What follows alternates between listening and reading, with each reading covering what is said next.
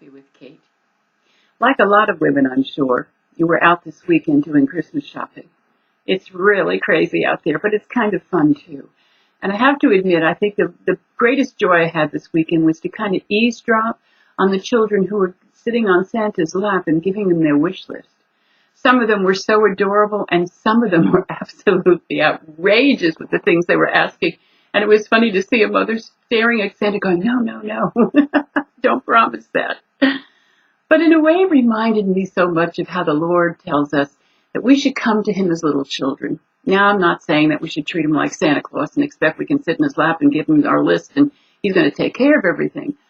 But I'm sure, based on just my life alone, and I've seen him work in ways that truly are amazing, that he so desires to give us the desires of our heart as it's written in the Word. And when we come to him, though, do we really believe? Do we really come with childlike faith? Because that's what Jesus said. He said, come to me as little children. Well, children don't doubt the power of their parent, or in this case, this season, the power of Santa, to answer their requests.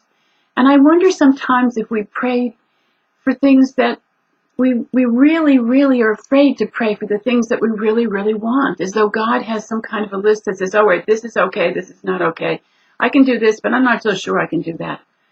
The Lord can change the way we pray. And a lot of times I've been praying for something and God said, and I think, I know that, for instance, let me explain.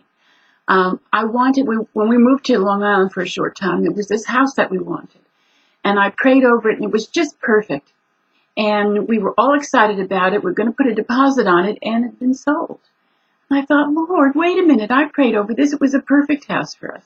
Well, wouldn't you know, another week goes by, we found even one that was more perfect. In fact, it had an in-ground pool. But later on, I learned that particular house was centered between two teenage boys who made that poor person's life miserable, which was the reason for them leaving and wanting to sell the house.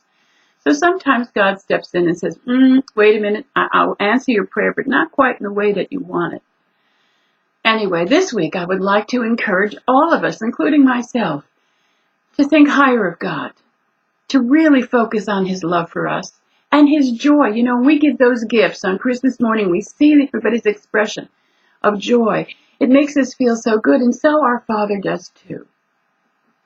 So this week, think about the things that you've been kind of putting on the back track, saying, oh, well, I don't know if God really wants me to have that.